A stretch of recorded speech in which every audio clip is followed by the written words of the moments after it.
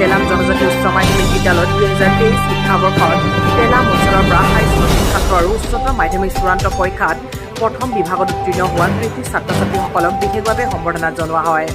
টিএমপিকে তেলাম আঞ্চলিক সমিতিৰ সভাপতি কুলদীপ দলে আৰু সদৌ অসম গোৰ্খা ছাত্ৰ সন্থাৰ তেলাম আঞ্চলিক সমিতিৰ সভাপতি বিষ্ণু চেত্ৰীৰ সভাপতিত্বত অনুষ্ঠিত হোৱা সম্বৰ্ধনা অনুষ্ঠানৰ উদ্বোধন কৰি মিচিং আগমগাবাঙৰ সদস্য তুলাৰাম মৰাঙে কয়, শিক্ষাই মানুহৰ মেৰুদণ্ড, শিক্ষা অবিহনে কোনেও জীৱনটো সুন্দৰভাৱে উপভোগ কৰিব নোৱাৰে বুলি উল্লেখ কৰি গুণগত শিক্ষাৰ উপৰিও আধ্যাত্মিক আৰু নৈতিকতাৰ শিক্ষাৰ জৰিয়তে ভৱিষ্যতে এগৰাকী সুনাগৰিক হিচাপে গঢ়ি তুলিব পাৰে বুলি উনুকিয়াই কলেজীয়া জীৱনটো কেতিয়াও ঘূৰি নাহে, সেয়েহে কলেজীয়া জীৱনটোৰ প্ৰতিটো মূল্যৱান সময় অথলে যাব দিব নালাগে বুলি গুৰুত্বপূৰ্ণ বক্তব্য আগবঢ়ায়। টিএমপিকে তেলাম আঞ্চলিক সমিতিৰ সম্পাদক হেমন্ত কাৰ্ডাঙে আগবঢ়োৱা অনুষ্ঠানত তেলাম জনজাতি উচ্চ মাধ্যমিক বিদ্যালয়ৰ সহকাৰী শিক্ষক কৰ্ণেলী মৰাঙে বিশিষ্ট অতিথিৰ ভাষণত কয়, হাইস্কুল শিক্ষান্ত আৰু উচ্চতৰ মাধ্যমিক চূড়ান্ত পৰীক্ষাত উত্তীৰ্ণ হোৱাৰ পাছৰ পৰাই ভৱিষ্যতৰ শিক্ষা জীৱন থিৰাং কৰি ল'ব লাগিব বুলি বক্তব্য ৰাখি ভৱিষ্যতে এগৰাকী সফল মানুহ হিচাপে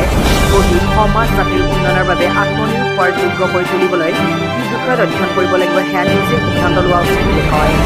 2023 শিক্ষাবৰ্ষত হাইস্কুল শিক্ষান্ত আৰু উচ্চতৰ মাধ্যমিক চূড়ান্ত পৰীক্ষাত তেলাম অঞ্চলৰ পৰা প্ৰথম বিভাগত উত্তীৰ্ণ হ'ল 96গৰাকী কৃতি ছাত্ৰ-ছাত্ৰীক মিচিং জাতীয় পোছাক একক আৰু মানপত্ৰৰে সম্বৰ্ধনা জনোৱা হয়। অনুষ্ঠানত আকচুৰ ধেমাজি জিলা সমিতিৰ প্ৰাক্তন সাধাৰণ সম্পাদক শ্বহীদ থাপা, তেলাম জনজাতি উচ্চ মাধ্যমিক বিদ্যালয়ৰ সহকাৰী শিক্ষয়িত্ৰী মাধৱী কুলি, ডেকাপাম মণ্ডল সমল কেন্দ্ৰৰ সমন্বয়ক মুক্তিনাথ মেগুৱে ছাত্ৰ-ছাত্ৰীসকলৰ উদ্দেশ্যে সাৰুৱা বক্তব্য আগবঢ়ায়। সভাত মিচিং বালেকাবাঙৰ জোনাই জিলা সমিতিৰ সদস্য মহেন্দ্ৰ পাণ্ডে, MMKৰ জোনাই জিলা সমিতিৰ সদস্য দিহিঙীয়া পেগু, টিএমপিকেৰ জোনাই জিলা সমিতিৰ সদস্যা ৰুণুমাই দলে, দেবিকা মৰাং, ইন্দেশ্বৰী দলে, তেলাম আঞ্চলিক সমিতিৰ সভানেত্ৰী হেমপ্ৰভাত পেগু, সীতামণি পেগু, তেলাম জনজাতি উচ্চ মাধ্যমিক বিদ্যালয়ৰ সহকাৰী শিক্ষক ভৱৰাম টায়ে, আকচুৰ তেলাম আঞ্চলিক সমিতিৰ সাধাৰণ সম্পাদক অৰ্জুন থাপা, সন্মিলিত গণশক্তিৰ ভাতৃ সংগঠন নাৰী শক্তিৰ সদস্যা ইন্দিৰা চেত্ৰী উপস্থিত থাকে।